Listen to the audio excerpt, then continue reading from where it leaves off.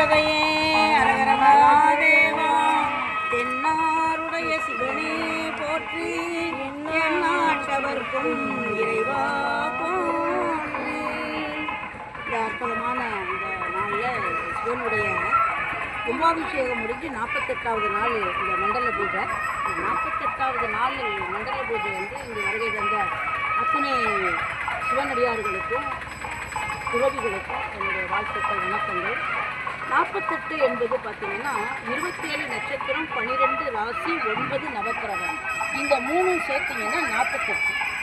அந்த 3 பேருடைய ஆசீர்வாதம் இன்னைக்கு உண்டு. 27 நட்சத்திரத்தோட ஆசீர்வாதம், 12 ராசியோட, 9 நவக்கிரகத்தோட பயனோட இந்த 48வது மண்டல பூஜை சிறப்பாக நடந்தது.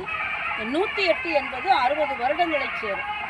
60 வருடங்கள், 27 நட்சத்திரம், 12 ராசி, 9 நவக்கிரகம். இந்த எல்லாத்தையும் டோட்டல் போட்டிங்கன்னா 108 வரும். 108க்கு அவ்வளோ வலிமை இருக்குது. அந்த இன்ன வரைக்கும் யாராவது ஒரு ஆம்புலன்ஸில் இறந்துருக்காங்கன்னா 108ல் யாருமே இறந்தது கிடையாது. ஆம்புலன்ஸில் போகிற வரைக்கும் கூட சிறப்பாக இருப்பாங்க, போன பிறகு தான் ஆஸ்பத்திரிக்கு போன பிறகு தான் இறந்தாங்கன்னு சொல்லுவாங்க. அப்படி ஒரு 108 நம்பரு. அத்தனை வல்லமை உள்ள நட்சத்திரங்களும் ராசிகளும் நவக்கிரகங்களும் வருடங்களும் நமக்கு சிறப்பாக இருக்குது. அப்படி ஒரு சிறப்பான இதில் நம்ம இருக்கிறோம்.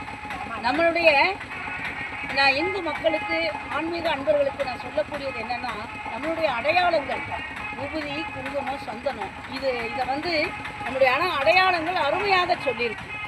இந்த விபூதி பூசும்போது அவனுடைய மனசில், ஆள் மனசில், மனிதனே இது மாதிரி ஒரு நாள் நீ சாம்பலாக போகிற என்பதை வலியுறுத்தி அவன் ஒரு நாளும் தன் மரணத்தை எண்ணி பார்த்து சிறந்து வாழணும், அவன் உண்மையோடு, சத்தியத்தோடு, மனிதநேயத்தோடு, தர்ம சிந்தனையோடு, தொழில் தர்மத்தோடு இருக்கணும் என்பதை வலியுறுத்தும் வகையில் அந்த விபூதி அமைகிறது. அனைவரும் ஒற்றுமையாக இருக்க வேண்டும் என்பதை வலியுறுத்தும் வகையில் யார் உடம்பை கழிச்சாலும் ஓடுவது ஒரே கலர் தான் ரத்தம். அந்த சிகப்பை அணிவது தான் நம்முடைய குங்குமம். வாழ்க்கையில் குளுமையாக வாழ கற்றுக்கோன்னு சொல்கிறது சந்தனம். இப்படி நம்மளுடைய அடையாளங்களை மிக அருமையாக இந்து தர்மத்தை தவிர வேறு யாரும் சொல்லவில்லை.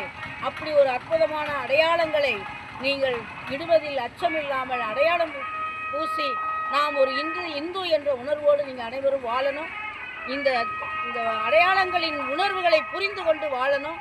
உண்மையும் சத்தியமும் மனிதனையும் தர்ம சிந்தனை தான் உங்கள் வாழ்க்கையை உயர்த்தும். தொழில் தர்மத்தோடு வாழ்க. ஆன்மீகம் சிறக்க ஆன்மீகம்.